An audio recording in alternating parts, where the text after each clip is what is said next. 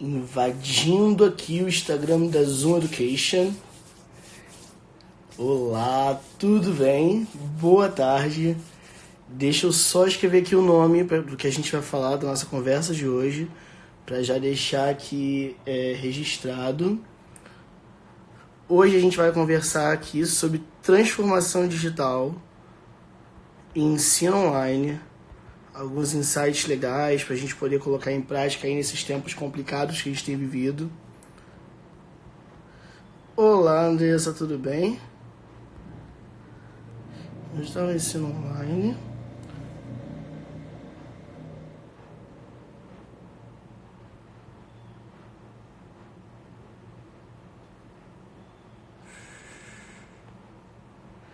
Fixei já o nosso comentário. Boa tarde agora, de forma oficial. Como é que vocês estão? Todos em casa, todos seguros? Continuamos assim, né? É importante. Deixa eu me apresentar primeiro. Estou aqui invadindo o Instagram da Zoom Education. Eu sou o professor Rafael.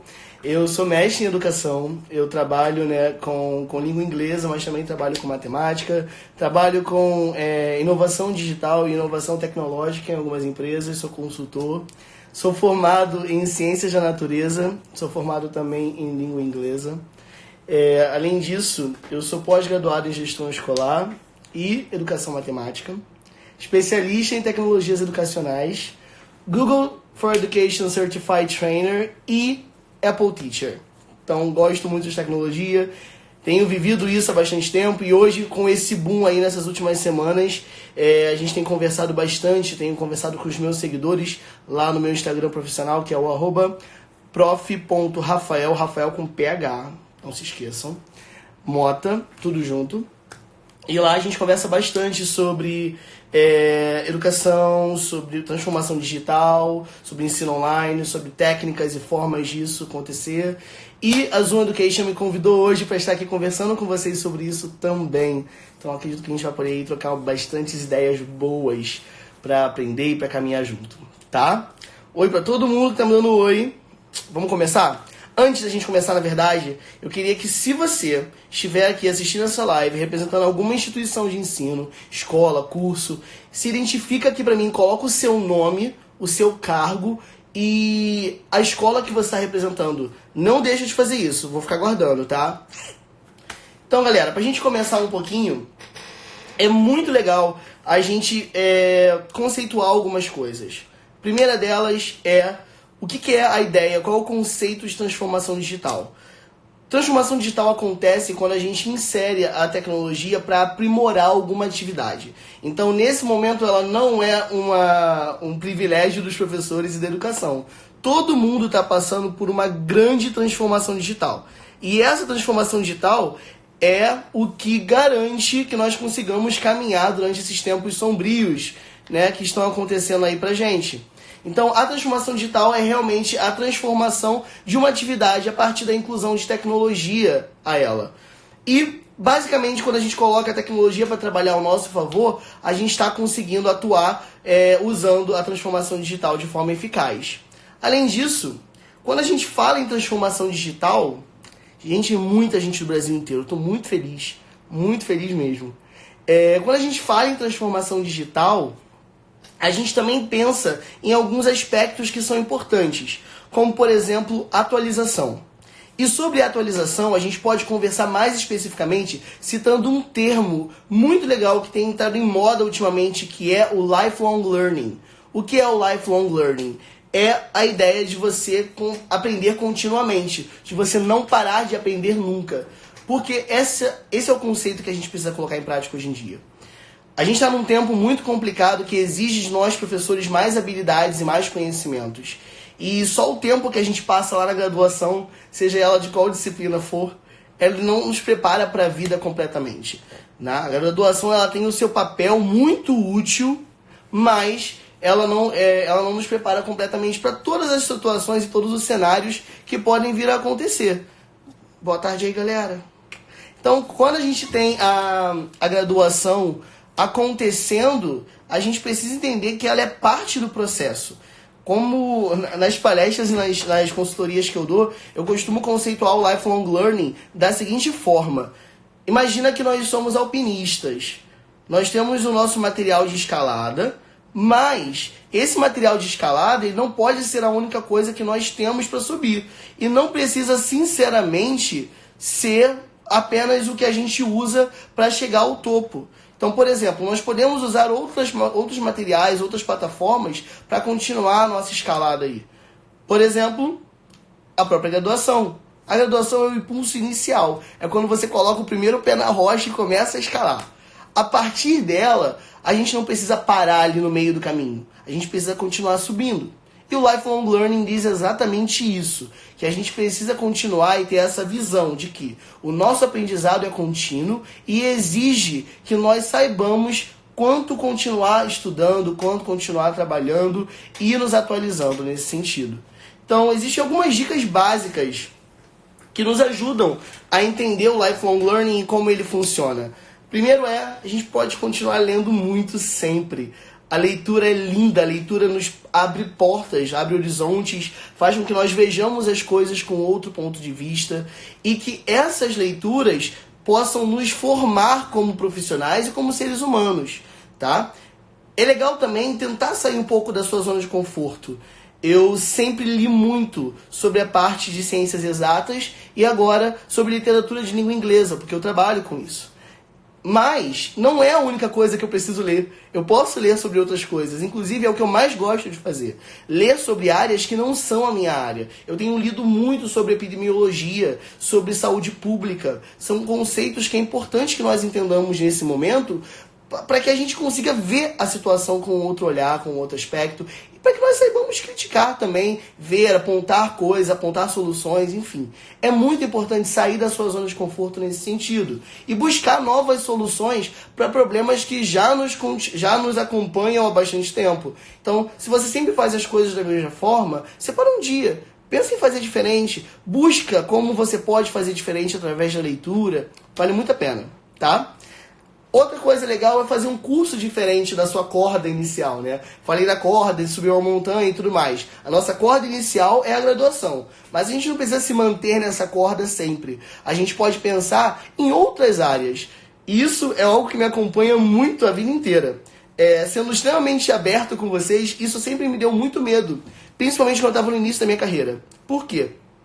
Quando eu entrei na educação, primeiro fiz o curso normal, né? Me formei professor de 1º ao 5º ano, né? Da educação infantil ao 5º ano. Comecei a trabalhar nessa área. E quando eu entrei na graduação, eu fiz Ciências da Natureza. Terminei Ciências da Natureza e pensei, ótimo, o que eu vou fazer? Decidi iniciar uma graduação em língua inglesa. E aí eu pensei, são duas áreas completamente distantes. Nenhuma empresa vai querer isso. Só que aí que está a questão. O que é o profissional que as empresas querem hoje? O que é o profissional que as escolas estão buscando hoje? Porque essa visão já mudou muito. Essa visão já teve muitas alterações. Então hoje eu vejo o quanto as duas graduações que eu tenho, sem contar em pós e mestrado, enfim, as duas graduações que eu tenho, elas se completam no meu fazer. Então hoje eu sou um professor de inglês melhor porque eu tenho a noção da área de exatas. Hoje eu sou um coordenador melhor porque eu consigo visualizar a minha experiência de língua inglesa e a minha experiência das disciplinas exatas ali. Então, quando tudo isso acontece, eu continuo acompanhando e vendo as coisas com outro olhar. E esse outro olhar é o que faz a diferença no nosso fazer. Então, o Lifelong Learning também tem a ver com isso. Também tem a ver com você pensar em outras áreas, em outras formas de crescer profissionalmente, não especificamente dentro do seu nicho, dentro do que você já está acostumado, tá? Outra ideia legal é networking. Faça contatos, galera. Faça contatos onde você puder. Hoje a gente não pode mais sair de casa por um tempo, mas façamos contatos de outras formas. Utilizemos as redes sociais a nosso favor. Conheça pessoas, busque inspirações, fale com as pessoas que você se inspira. Fale isso para elas, é muito legal deixar essa inspiração clara. Isso é bom porque a pessoa se sente feliz e você também está criando uma conexão maior com a pessoa que você já tem um interesse, já tem uma admiração. Então faça isso, vale muito a pena. Mas quando nós voltarmos para a nossa vida normal, para as condições normais de temperatura e pressão, a gente pode também fazer contato de outra forma. A gente pode pensar em fazer contatos através de congressos, de seminários, de formações, de sessões. Gostou da pessoa que está falando para você? Busca ela, siga essa pessoa, curta as coisas. É uma forma de se comunicar e de manter o contato, tá? E por último, faça a lista das novas cordas que você quer usar na sua escalada. Então a gente já falou que a graduação é a corda inicial, mas você não precisa subir uma montanha sempre utilizando a mesma corda. Você pode fazer como? Você pode pensar em buscar uma corda alternativa. Você pode pensar em usar não só uma corda, mas outros instrumentos. Então pense nisso para que essa sua escalada aconteça de uma forma eficaz. Então estabeleça essas coisas. Olha, eu quero aprender francês, eu quero aprender uma outra língua, eu quero fazer um curso maker, eu quero fazer um curso de robótica. Faça isso, leve isso adiante, porque essas novas cordas vão ajudar você a sempre continuar se atualizando e mais, tá bom? E aí, a gente vai entender por que o Lifelong Learning é tão importante hoje em dia, quando a gente vê os benefícios da aplicação e da inserção da tecnologia em sala de aula. Né? A gente vive na época da educação 4.0. Você já deve ter ouvido muito isso, que o professor tem que ser professor 4.0, que o aluno é o aluno 4.0. O que isso significa? Basicamente, personalização. Tudo é personalizado hoje. Se você parar para pensar, por que o Spotify faz tanto sucesso? Porque as playlists ali são personalizadas. Porque o compilado de músicas mais ouvidas no final do ano é personalizado. Então a pessoa sente que aquilo ali é feito para ela.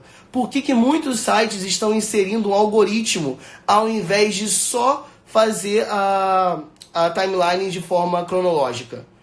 O Instagram, por exemplo, a timeline do Instagram não é mais cronológica. Ela é através de um algoritmo. E o que esse algoritmo seleciona? O que você mais vê. Ele seleciona a sua preferência. Ele faz com que você tenha a sensação de que o Instagram é personalizado para você. E a educação segue essa mesma proposta hoje em dia.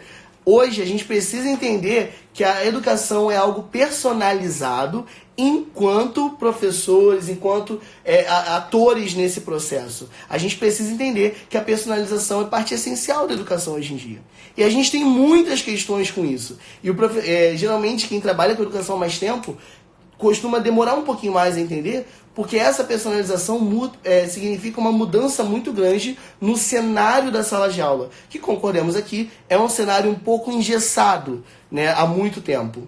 Então, quando a gente passa a entender que a personalização é figura central no processo de ensino-aprendizado, a gente começa a entender que cada aluno tem o seu próprio caminho, tem a sua própria trilha de aprendizagem. Cada aluno é protagonista do seu processo. Então, quando isso acontece, a gente sente que o processo mudou e que isso vai exigir do professor uma nova postura, um novo fazer educacional. E é isso que significa o lifelong learning que a gente estava falando. É sempre buscar entender como é que esse processo vai acontecer. Tá? É um processo difícil, mas é um processo importantíssimo para a educação do século XXI. Tá? E por último, mas assim, um dos maiores benefícios da tecnologia em sala de aula é entender que a gente está formando profissionais mais especializados. Quando a gente fala de aluno 4.0, a gente tem que entender que a gente está mandando para a rua o profissional 4.0. E como é que vai ser esse profissional 4.0? É um profissional muito mais atualizado, é um profissional muito mais especializado, que significa exatamente o que a Renata falou aqui agora, uma quebra de paradigma. Que ele muda o que é esperado desse profissional. Então, o profissional especializado, o profissional com uma especialização muito específica dentro da sua área, ele consegue produzir melhor, ele consegue conhecer mais e ele também consegue ver outras áreas de estudo como possibilidades para ele. Então, vale muito a pena a gente pensar nisso e entender que, como profissionais, a gente precisa formar profissionais diferentes. O profissional que a gente está mandando para o mercado não é o profissional que nós chegamos no mercado sendo. Nós chegamos no mercado sendo profissionais 2.0, 3.0, use o número que quiser, mas nós não chegamos sendo profissionais 4.0. A gente precisa mandar esse tipo de profissional. E para isso a gente cria autonomia, a gente estimula o nosso aluno a ser protagonista, e eles não estão acostumados. Nem mesmo as famílias estão acostumadas com o protagonismo dos discentes em sala de aula. E eu vejo isso muito acontecendo. Eu cobro muito isso das pessoas com quem eu trabalho, das escolas para quem eu dou consultoria, e eu sou cobrado muito disso no meu trabalho. E quando as famílias recebem o feedback, recebem uma forma concreta de aprendizado visível, que é o que a gente vai falar agora, eles começam a sentir, eles falam, meu Deus, mas que legal, eu não sabia que ele fazia isso aí, eu não sabia que ele aprendia dessa forma e tudo mais. Então é uma mudança de paradigma muito grande nessa estrutura educacional, que era escola, a família manda o aluno para a escola, o aluno aprende e ele passa para a família o que ele lembrou da aula. Hoje não, hoje a escola está cada vez mais dentro do processo. Né? Desculpa, a família está cada vez mais dentro do processo. E quando a gente consegue incluir mais a família, a gente consegue crescer nesse sentido. Tá bom? Então, quando a gente fala de aprendizado visível, que foi o que eu falei agora, né? Tipo, fazer com que as famílias e o próprio aluno veja a sua caminhada, veja a sua subida, usando aquele exemplo da escalada, né, do alpinista, é basicamente quando ele olha para baixo e fala assim, caramba, eu já subi muito. E é isso que a gente quer que eles façam. É isso que a gente quer que eles entendam. É isso que a gente também precisa fazer. O nosso aprendizado tem que ser visível e o aprendizado do nosso aluno também precisa ser visível. Quando a gente olhar para baixo, a gente precisa entender que, caramba, eu estava muito embaixo e hoje eu já estou lá em cima. Eu posso não ter chegado ao topo, até porque o topo é um conceito muito abstrato. Mas quando a gente percebe que a gente já subiu muito, a gente se sente como? Mais satisfeito, a gente se sente de posse do aprendizado, de posse do conteúdo. Então fazer com que o aprendizado seja visível é uma necessidade hoje. E não necessariamente é algo que precisa da tecnologia. Fazer o aprendizado visível é fazer com que o nosso aluno, ao final de algum momento de aprendizado, consiga falar para que ele vai usar aquilo. É tornar o conteúdo significativo. É atrelar o conteúdo com a vida do discente. E é isso que a gente precisa, tá? E através dessa ideia de aprendizado visível, de aprendizado significativo, a gente consegue aplicar algumas ferramentas bem interessantes. Então eu vou dar alguns exemplos aqui incríveis. Existem escolas que usam os Chromebooks, que são os laptops do Google, né? Que, enfim, tem o sistema do Chrome OS, que é um sistema operacional muito simples e muito fácil de se utilizar nesses ambientes pedagógicos.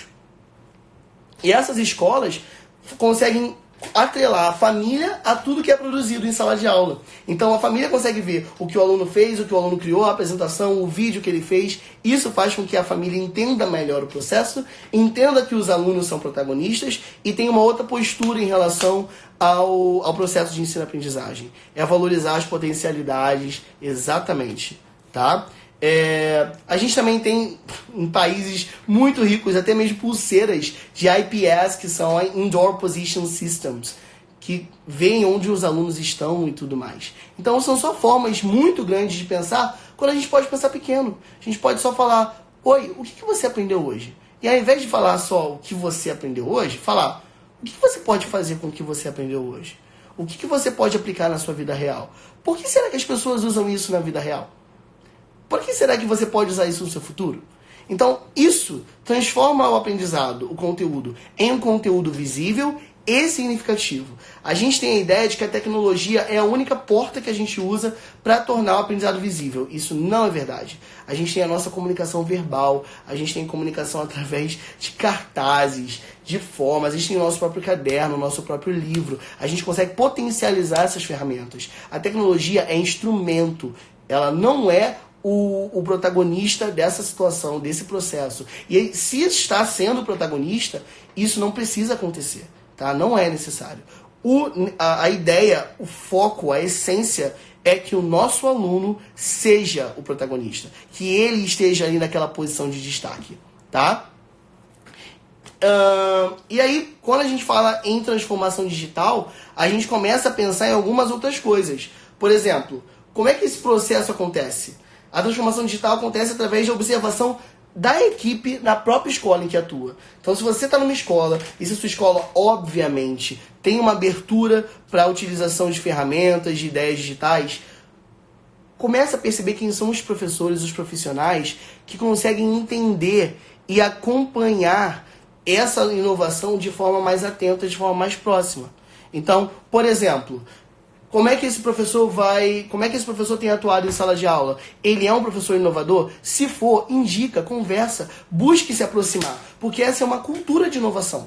Não é necessariamente algo top-down, não pode ser algo mandatório, sabe? Não pode ser algo que a direção decidiu utilizar, passa a ser algo natural. Então, quando a gente consegue transformar a caminhada em algo natural, a gente está vendo que o processo acontece de uma outra forma. Então essa é a ideia. E quando a gente consegue promover essas formações, conversas, tanto com a comunidade de docentes, quanto com a comunidade escolar, o local onde a escola está inserida, a gente consegue fazer um combinado incrível de inovação. E essa é a ideia. Então, quando todo esse período turbulento passar, que nós tenhamos esse aprendizado de que a tecnologia não é um bicho de sete cabeças. Ela é possível, ela pode ser usada como aliada, mas ela não é protagonista do processo. Ela é ferramenta, ela é instrumento, ela é meio, não é o fim, tá bom? Não podemos considerar a tecnologia o fim do processo. Ela é o meio. Tudo bem? Exatamente, Renato, que você falou. Permitir subir um pouco na sua corda e tudo mais. Queridos, tem muita gente perguntando aí pra mim, e as escolas que não têm acesso à tecnologia? Tudo que a gente está falando até agora de transformação digital requer um mínimo de acesso, de fato. Mas quando a gente fala em educação visível, em aprendizado visível, em aprendizado significativo, eu consigo desconsiderar totalmente a tecnologia. A tecnologia não é necessária para que o aprendizado seja visível, para que o aprendizado seja significativo. Ela é necessária, mentira, ela nem é necessária, ela é uma das ferramentas possíveis para que isso aconteça, tá? Para o meu aprendizado ser significativo e ser visível, eu só preciso de duas coisas, de um professor e de um aluno. Tendo isso, tendo esses dois fatores, a equação fecha, tá perfeito. O professor não vai ser substituído. E isso eu falo em todas as minhas lives no meu perfil. Existe um medo muito grande, um anseio muito grande da comunidade educacional de pensar, tá, e qual é o futuro do professor? O que o professor vai fazer? E o futuro do professor é a educação. Nós nascemos para isso. Eu acredito muito no dom, na motivação de cada pessoa que está assistindo essa live, na minha motivação, no meu pensamento. Mas o futuro do professor é o lifelong learning.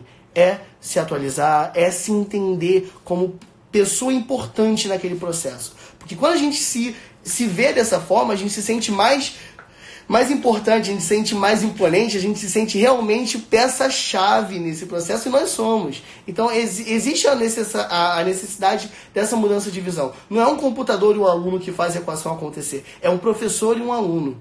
Por mais que seja um curso à distância, existe um professor, existe uma cabeça pensante para fazer com que aquele processo ali seja adequado, para entender as necessidades, para atender a demanda, para pensar pedagogicamente. Isso uma máquina não faz. Então fiquemos tranquilos, a educação precisa da gente e os nossos alunos também, tá? Vamos lá, falei muito, eu fico muito emocionado quando eu falo essas coisas. Vamos lá, vamos falar de ensino online agora, porque a gente já falou um pouquinho sobre o que é a transformação digital. Vamos conceituar o que é o ensino online, que não é só o que acontece através da internet, não é EAD. EAD é educação à distância, ponto, é o nome da modalidade. Ensino online é o nome de quase que de uma metodologia. E por que eles se diferem tanto? Porque o EAD, ela é basicamente o formato em que a aula é entregue. A aula é entregue com o seu aluno em casa, assistindo um vídeo ou vendo uma aula ao vivo, onde você expõe o conteúdo e ele produz alguma coisa. Ponto. Essa é a conceituação. Quando a gente fala de ensino online, existem aulas EAD que não usam o ensino online. E tem aulas de EAD que são intrinsecamente conectadas com o ensino online. E como é que a gente consegue diferenciar isso? O ensino online, ele é o uso ativo das tecnologias, transformando o aluno em protagonista do processo, fazendo com que o aluno entenda a importância dele naquela situação ali. Sem o aluno, o ensino online não acontece. Sem o aluno agindo de forma ativa, o ensino online não rola. Então, por isso que o ensino online é tão importante e é uma metodologia muito, muito legal para a gente pensar nesse tempo. tá? Qual é o formato que a gente quer para a nossa educação nesses tempos de coronavírus? Se a gente está falando em educação à distância, em aulas entregues virtualmente, a gente precisa pensar também como é que é essa metodologia. Qual vai ser a metodologia utilizada? Vai ser a minha tradicional? Vai ser a minha aula onde eu uso um quadro ou uma televisão e vou expondo tópicos e deixo o meu aluno pensar? Ou eu consigo transformar essa metodologia adequando-a ao ensino, ao ambiente online utilizado? Essa é a ideia. Então, quando a gente consegue entender essa conceituação, o nosso fazer muda um pouco, porque a gente passa de meros replicadores, né, de apenas fazendo vídeos falando sobre o nosso conteúdo, para entender que a nossa aula precisa ter um novo processo, precisa ter um novo passo a passo. Se a sua videoaula, professor, você que está produzindo, você que está pensando em produzir, segue o mesmo passo a passo da sua sala de aula, tem alguma coisa errada. Porque o seu aluno não está sentado na mesma cadeira. O seu aluno não está exposto ao mesmo tipo de insights. O seu aluno está assistindo a sua aula no celular ou no computador, onde ele pode ter uma outra aba aberta, onde ele pode estar com o WhatsApp ali do lado, onde ele pode estar vendo um vídeo no YouTube ao mesmo tempo. E a gente precisa pensar que, se não for atraente o suficiente, se não exigir o suficiente do meu aluno, se ele não for ativo o suficiente no processo, ele vai se perder. Então a gente precisa, é uma carga de responsabilidade maior, mas é algo que magicamente nos faz compreender o processo de uma outra forma, tá? Então, vamos lá. Para a gente entender o ensino online na prática, existem dois tipos de atividades. Eu falo muito isso no meu perfil e eu queria muito que todos vocês entendessem isso hoje. Dois tipos de atividades. Atividades síncronas e assíncronas. As atividades síncronas no ensino online são aquelas que acontecem enquanto o aluno assiste a minha aula, naquele momento. Então, se eu falo assim, oi, queridos, hoje a gente vai falar sobre relevo. Vamos assistir um vídeo sobre relevo? Compartilho o link para os meus alunos e dou 2 minutos para eles assistirem. É uma atividade síncrona. Eles estão assistindo enquanto eles estão vendo a minha aula, enquanto eles estão acompanhando a minha aula. Se eu falo assim, numa aula de língua inglesa, repita a seguinte palavra, fish, e eu peço para eles repetirem, eu espero o tempo da repetição, é uma atividade síncrona, está acontecendo naquele momento ali. As atividades assíncronas, elas acontecem fora do momento de aula. Lembrando que esse momento de aula não necessariamente são as horas que o aluno passava na escola. Hoje a gente vai ter um modelo de aula diferente que é on demand. O aluno assiste a aula quando ele consegue, no horário que ele consegue ou no horário que a aula é disponibilizada, exceto as aulas ao vivo, tá bom? Então as atividades assíncronas, elas acontecem em outro momento, fora desse momento onde o aluno está assistindo a aula. É o momento onde o aluno produz efetivamente.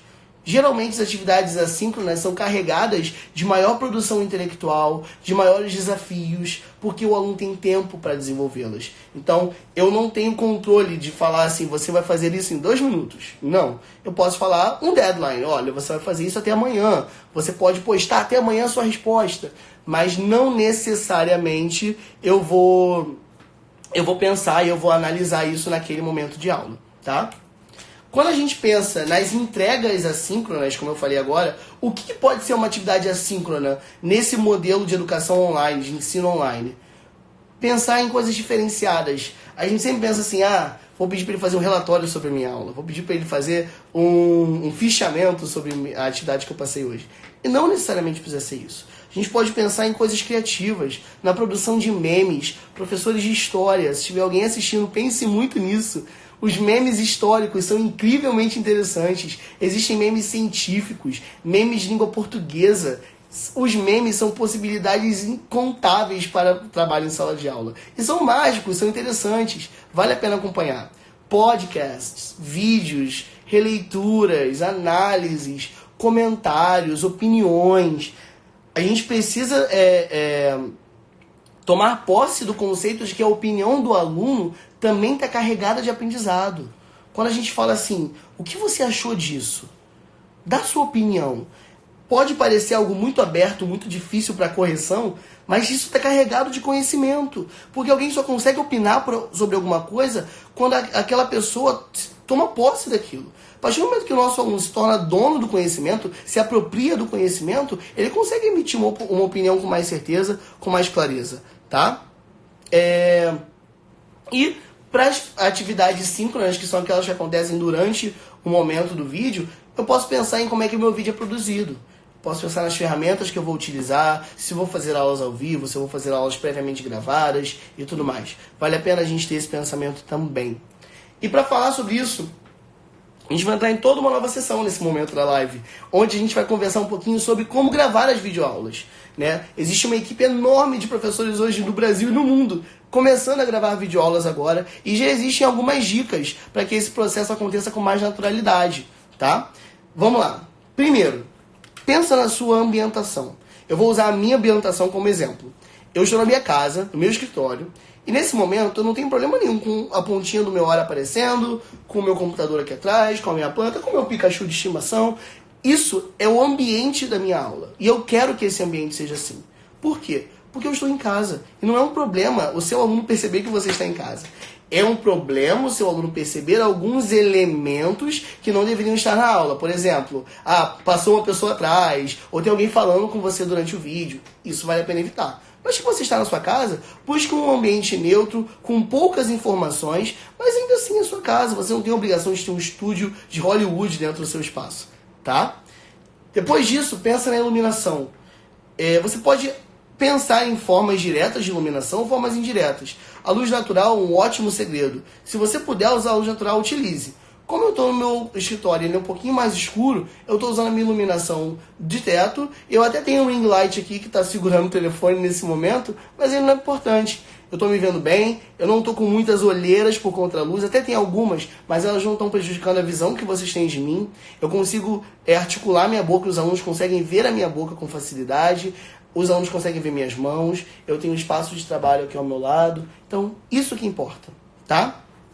Outro segredo, planeja pensando na adequação do ensino online. Lembra que a gente falou da metodologia? A sua metodologia de sala não pode ser a mesma metodologia do ensino online. Não pode ser a mesma metodologia da sua videoaula. Precisa ter alguma coisa diferente.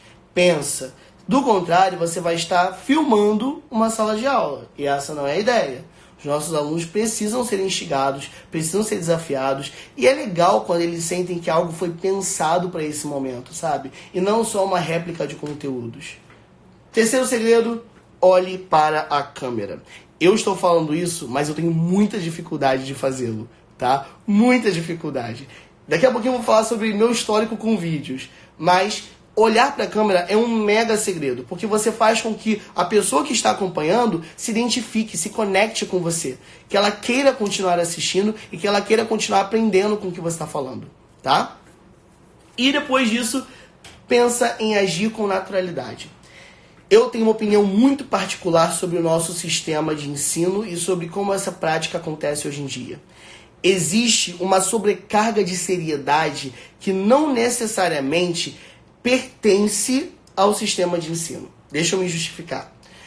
Essa sobrecarga de seriedade se dá através do seguinte processo. Quando a gente fala que com o nosso aluno, como a gente vê numa palestra, existe sempre aquele vocabulário diferenciado, aquela pose, aquela pompa. E por que a gente não se desconstrói disso um pouco para fazer o nosso aluno acompanhar e se identificar com o que está sendo dito? Porque quando a gente consegue falar a língua do aluno, obviamente, com respeito à linguajar, às gírias e tudo mais, quando a gente consegue falar a língua do aluno, eu digo isso através de uma forma simplificada, a gente consegue estipular, estabelecer a conexão. A conexão acontece, a pessoa consegue entender, consegue ver você de um outro jeito. Então, esse é o segredo. Pensem nisso. Pensem nessa linguagem. Como é que tem sido a sua linguagem em sala? Será que ela tem sido muito formal? Será que ela tem sido muito culta? Não que os seus alunos não sejam cultos, mas será que ela tem sido adequada ao público? E eu penso muito isso também na educação. Eu faço lives no meu perfil semanalmente. E o nome das minhas lives são Papeando. Por quê? Eu cansei de ouvir simpósios, seminários, treinamentos. Isso não funciona. Isso não funciona, assim, de forma efetiva para onde a gente está agora. A gente está agora numa live, a maioria de vocês acredito que estejam em casa, devem estar. Estejam em casa. Então, vamos tentar desconstruir um pouco isso, facilitar, porque isso gera muitas perguntas. Quando eu falo de sala online, e uso vocabulário que não pertence, eu gero dúvidas, eu gero perguntas de, por exemplo, ir para os alunos mais, para as comunidades mais pobres, e para as escolas públicas, como é que funciona? Então vale a pena a gente pensar nisso também, tá? Vamos lá. E por último, buscar formas de interação com os seus alunos. Como é que essas formas de interação acontecem? Uma aula online tende a ser muito desinteressante, infelizmente, professores. Se alguém já fez algum tipo de curso à distância, você pode compartilhar a sua opinião. Geralmente, eles são cansativos. Talvez a gente goste, porque a gente se interessa pelo tema ou afim, mas na maior parte delas, elas são desinteressantes. Como é que a gente pode transformar e virar isso? A gente precisa interagir com o nosso aluno. Primeiro, dá bom dia. Reconhece. Pensa que você está numa sala de aula. Imagina os seus alunos ali na sua frente. E esse é o grande segredo também de olhar para a câmera. Olha para a câmera como se você estivesse olhando para os seus alunos. Segundo, pense em formas de interação concretas. Então, por exemplo, eu gostava muito de fazer isso nos vídeos que eu fazia. Eu falava assim, agora eu vou parar 1 minuto e quero que você vá e pegue uma peça de roupa na cor green para trabalhar em inglês. Mesmo sem saber que o meu aluno estava indo buscar ou não, eu parava e esperava 1 minuto. Esse é o segredo. Porque ele vai se sentir desafiado a isso. Por mais que ele saiba que você não está vendo. Mas aí você pode virar o quadro. Sabe o que você pode fazer em seguida? Fala assim, posta aqui agora uma foto sua com a camiseta na cor green. Ou então, comenta aqui no Google Sala de Aula. Ou então, posta aqui no comentário do Facebook, no comentário do YouTube, o link para você acompanhar. Então, esse é o segredo de uma interação maior com os seus alunos. Do contrário, ele vai ficar assistindo a aula assim, ó. E a gente não quer que isso aconteça. A gente quer que o nosso aluno abrace a aula online, pelo menos por enquanto. Essa é a ideia, tá? Interaja com o seu aluno como se ele estivesse ali e desafie o seu aluno. Por favor, use esse tempo para desafiá-lo. Eles têm mais tempo de produção, mais tempo de pensamento. Eles têm outras pessoas. Uma coordenadora de uma escola conversou comigo essa semana e falou o seguinte, Rafael, meu Deus, e avaliações? Eles vão fazer as avaliações de casa? Eu falei, vão. Qual o problema? Mas eles vão colar. Desafia o aluno. Faz com que ele pense. Obviamente, eu não estou falando que essa é a regra. Eu estou falando que é uma ideia, são ideias. E quando a gente desafia o nosso aluno, a gente torna as coisas mais interessantes. A gente faz com que a família perceba que você está vendo de uma outra forma, que você está tendo uma outra postura em relação ao processo. Tá? Eu estou vendo muita gente falando aqui da dificuldade que teve, então deixa eu contar a minha história. Eu sempre gostei muito de inovar, de fazer coisas diferentes. Sempre fui taxado como louco pelo meu grupo de colegas de trabalho. Depois eles começaram a me entender um pouquinho melhor. E quando eu decidi começar o meu perfil no Instagram, em maio do ano passado, vai fazer 1 ano daqui a pouquinho. Quando eu decidi começar, eu odiava gravar vídeos. Porque eu odeio, eu sou muito demanding comigo mesmo, eu exijo muito de mim, eu gosto muito de fazer tudo perfeitamente e tudo mais. E eu percebi que não era assim que as coisas aconteciam. Eu percebi que eu preciso ser mais compreensivo comigo mesmo, eu preciso entender que erros acontecem, que engasgadas acontecem, que eu preciso parar, por exemplo, como agora, para beber água. A gente consegue entender que quando essa caminhada caminha de forma natural, quando ela acontece de forma natural, o vídeo é uma extensão do que a gente já faz em sala. A gente não precisa, por exemplo, fazer tudo com uma produção hollywoodiana. Eu não estou num estúdio de Hollywood, eu não estou com chroma key atrás de mim, eu estou no meu escritório, com as minhas coisas. E o que importa, o que faz a mágica acontecer é essa interação aqui agora. Eu estou dando uma aula para vocês há já 40 minutos e eu não vi o tempo passar. E isso é a mágica do processo. Essa é a caminhada que a gente quer fazer. Então, não necessariamente fazer uma aula hollywoodiana ou então se exigir muito de si mesmo. É só você falar. Se você tem know-how, se você tem propriedade do que você está falando, a magia acontece. É só você se preocupar com o que você vai estar entregando, com o público que você vai estar atendendo e tudo mais. Tá? Vamos lá. Outra dica, organiza um roteiro para sua aula. Não tem problema, eu tô com um roteiro aqui. Tá? O meu roteiro não tem as minhas falas, tem os meus tópicos, mas eu não sou um robô.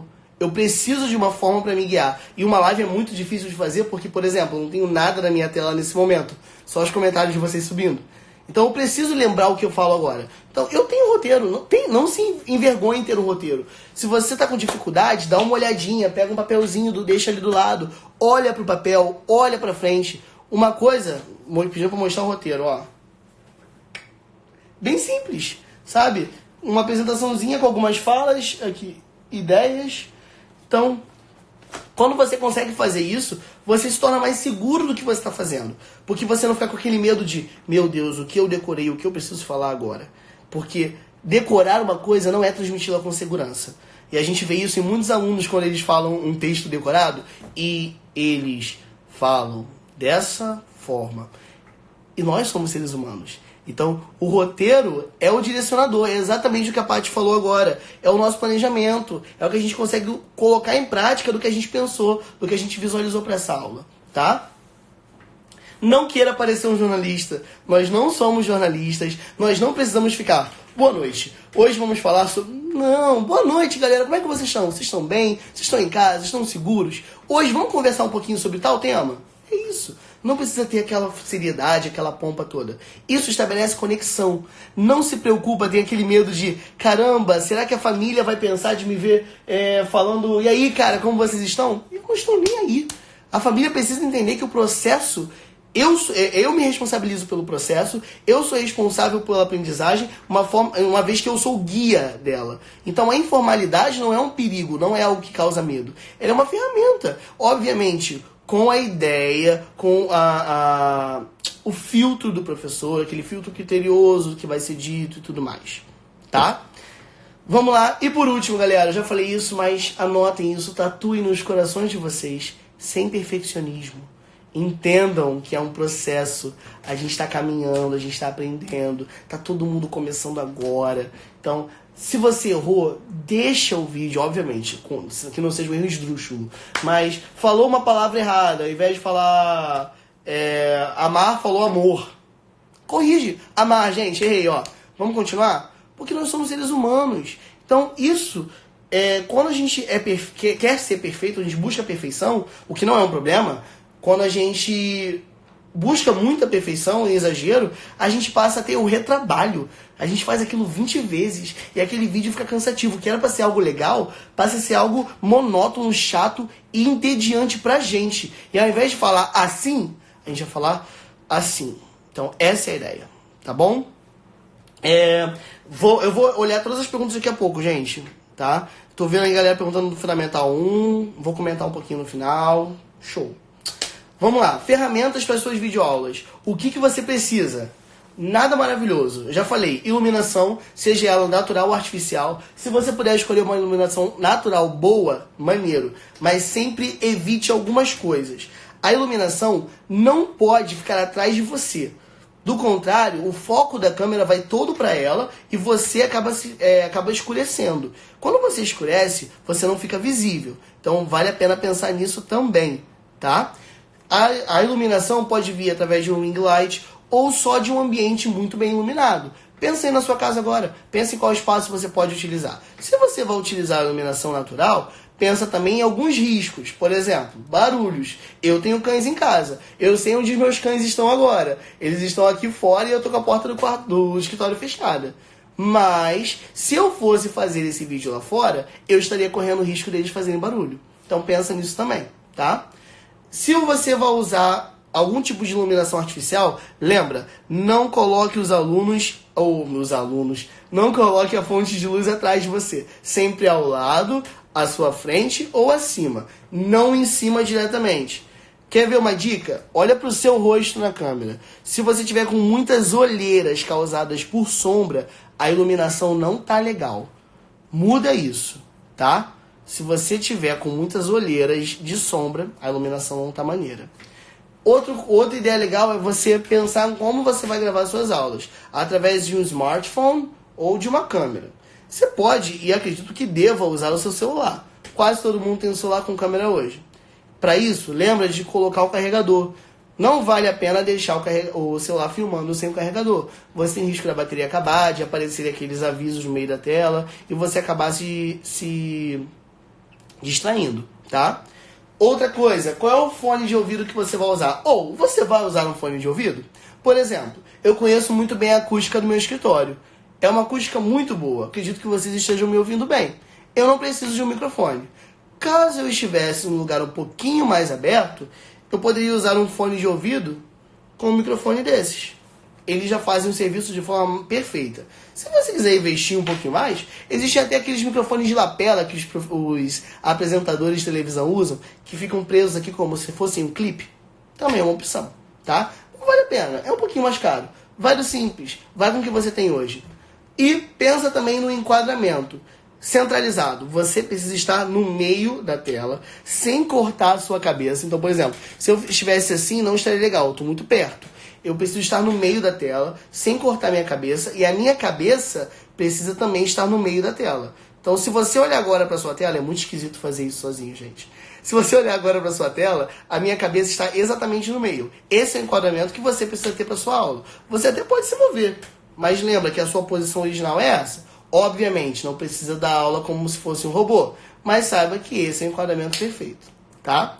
Além disso, você também pode pensar em como você vai colocar o seu celular no seu nível. Se você gravar a sua aula com o celular de baixo, você vai ficar com o rosto muito grande e você vai matar um pouquinho da ideia do enquadramento. Você pode usar, por exemplo, uma pilha de livros, uma caixa, uma cadeira. Pensa na melhor forma aí de você conseguir ficar no meio da tela, tá bom? E aí, a gente vai chegar no roteiro para suas videoaulas. O pessoal estava perguntando muito como é que eu faço, tá? O que eu vou fazer na minha videoaula?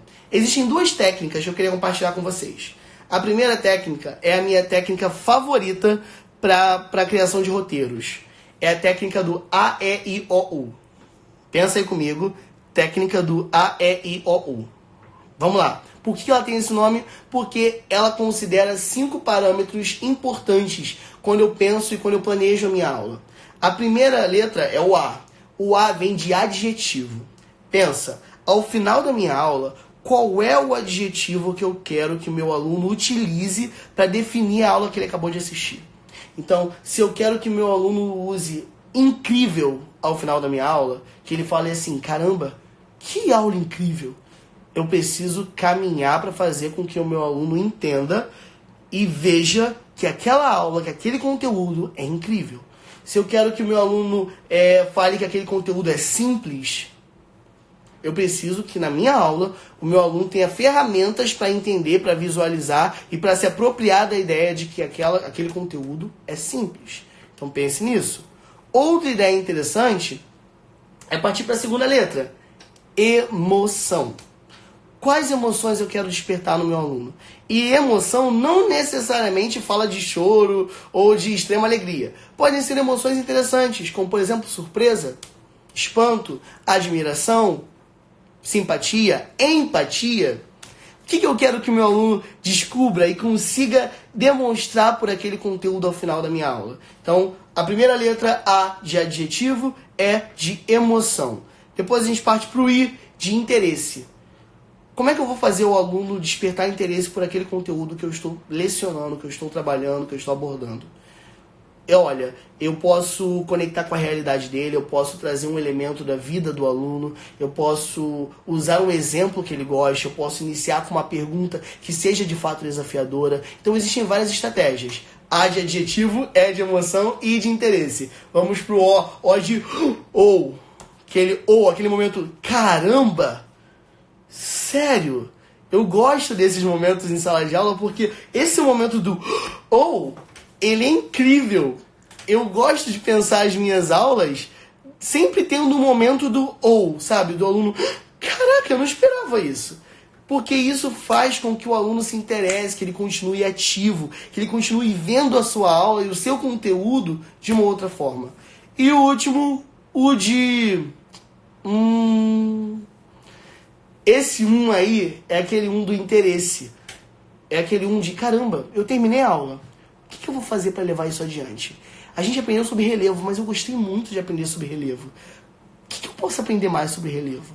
Então, quando você leva em consideração esses 5 parâmetros para sua aula, adjetivo, emoção, interesse, a gente consegue entender que a nossa aula é diferente. que a nossa aula está reagindo, que a nossa aula está provocando o nosso aluno de uma outra forma. Se essa aula não for provocativa, ela não vai ser funcional. As nossas aulas precisam ser mais provocativas. Então, para criar aulas provocativas, a gente pode usar essas 5 letras que elas ajudam muito. A, E, I, O, U. Tá? Uma outra ideia de roteiro também, é uma ideia que eu já vi muitas vezes e gosto muito também. É a ideia do sanduíche. É a teoria do sanduíche. Vocês devem ter ouvido por aí. A gente começa... O sanduíche é como? Com 2 pães e o recheio. Seja uma carne, um hambúrguer, enfim. Tem 2 pães. Esses 2 pães são perguntas. Então, por exemplo, a primeira pergunta, a pergunta que vem em cima, que começa o sanduíche, é uma pergunta norteadora geral. É aquela pergunta que vai motivar o meu aluno, que vai levar o meu aluno até o conteúdo que eu quero. Então, por exemplo, para falar sobre relevo, eu posso conversar... Galera, vocês já perceberam que nem todos os lugares são planos, ou nem todos são altos, nem todos são morros e nem todos são baixos? Por que isso? Essa é uma pergunta geral, norteadora e bem desafiadora. Ela começa a minha aula. Depois disso, a gente trabalha os tópicos necessários e as perguntas necessárias para levar o meu aluno à construção daquele conhecimento. E lá no final, eu uso uma pergunta específica para fechar o sanduíche. Essa pergunta específica é aquela pergunta que me ajuda a entender o que o aluno vai fazer agora. Então, se eu falo assim, olha, releva isso, conversamos, eu fiz a pergunta no começo, eles conseguiram desenvolver os tópicos, e aí como é que eu fecho a aula? E aí, galera, como é que eu relevo perto da sua casa? Será que o lugar que você mora é um lugar de planície? Será que no estado que você vive é um estado onde o relevo mais predominante, a forma de relevo mais predominante é o planalto? E aí, pensa em me falar aqui embaixo. Acabei a minha aula. Eu não preciso acabar a minha aula com... Ok, agora você tem todas as respostas. Ponto, desligo a câmera. Você pode e deve terminar a sua aula com... Ok, agora que você acha que tem todas as respostas, leva mais uma perguntinha para você pensar. Pensa nisso aqui, ó. Leva essa aí. Porque a gente consegue fechar o sanduíche de forma satisfatória. Então as nossas aulas, quando começam com uma pergunta e terminam com uma pergunta, elas terminam de forma incrível. Porque o aluno se sente desafiado a acompanhar aquilo e entender que isso vai continuar acontecendo mais vezes. Essas 2 dicas aliadas, a técnica do A, E, O, U e a dica do sanduíche, faz com que as nossas aulas sejam mágicas. Mas, gente, não vamos estabelecer desafios impossíveis para as nossas aulas. É muito fácil, e eu, enquanto professor, posso falar isso, porque muito tempo eu ouvi pessoas na minha posição hoje falando assim, façam isso, vão lá. Mas não, a gente precisa entender que é um desafio, é uma caminhada, a gente vai dar passos em falso, nós vamos errar, e erra, levanta e corrige. Pensa em como você pode fazer melhor, pergunta para os seus colegas de trabalho, pergunta para os seus alunos, principalmente se eles forem crianças. Eu gosto muito de dar voz a eles, porque eles não estão acostumados a receber voz. Então, quando eu falo assim, e o que vocês estão achando das aulas, galera? Eles ficam, como assim? Das aulas? A gente pode comentar as aulas? Eu falo, deve. Eu tenho que saber. Eu tenho que saber se vocês gostam. Eu tenho que saber se eu estou sendo interessante. Óbvio, a gente também precisa ter um filtro e um senso crítico para analisar o feedback que eles vão passar pra gente. Mas vale a pena a gente entender também que o nosso aluno tem uma outra percepção sobre o processo. O tempo em relação às aulas, tinha uma galera aqui me perguntando, quanto tempo? Esse tempo vai do professor, vai da atividade que você quer. Se você quer uma atividade simples, se você quer que eles pesquisem mais do que você dê as respostas, você pode só falar, galera, vamos pesquisar sobre tal assunto hoje? Qual é o relevo no estado onde você mora? Ponto. Eu fiz uma aula de 15 segundos. Por quê? Porque eu não quero que a minha aula seja com todas as respostas. Eu posso querer que a minha aula seja com todas as perguntas. Eu posso também fazer diferente, eu posso fazer uma aula com todas as respostas, mas eu tenho que lembrar de pelo menos tentar manter o sanduíche. Iniciar com uma pergunta geral, norteadora, e fechar com uma pergunta instigante, uma pergunta desafiadora, tá bom? Em relação às famílias, é um desafio. Por isso que eu acredito que quando as famílias acompanham o processo, elas se tornam parte desse processo. Elas passam a interiorizar aquilo que está acontecendo em sala de aula. Então, quando a gente mostra para a família que o que a gente quer tem um objetivo, as pessoas começam a entender melhor. Eu sei que dá muito medo nesse momento. Enquanto professor de escola, eu trabalhei em escola durante muito tempo. Enquanto professor de escola, eu via o medo que nós, professores, tínhamos da família dentro do processo, sabe? Da família dentro da sala de aula. Mas hoje a gente tem que entender que não existe outra forma a não ser a família estar acompanhando. A nossa aula à distância vai ser com a família acompanhando. E aí a gente precisa entender que a família vai entender o processo. É um processo de adaptação para a família também. Então, precisamos estar abertos. Se alguém vier falar alguma coisa, a gente vai conversar de forma sincera e honesta. Queridos, olha, não é dessa forma não. Olha, o meu trabalho é assim, eu faço com esse objetivo. E eu sou responsável pelo processo. Eu sou o guia. Eu não sou a estrela. A estrela é seu filho, a estrela é sua criança. Mas eu sou responsável, eu sou o diretor. Então, quando a gente passa a entender isso, a família também passa a ver dessa forma. Então, é necessário uma grande apropriação desse papel por parte do professor. Quando a gente fala de forma insegura, a gente transmite insegurança.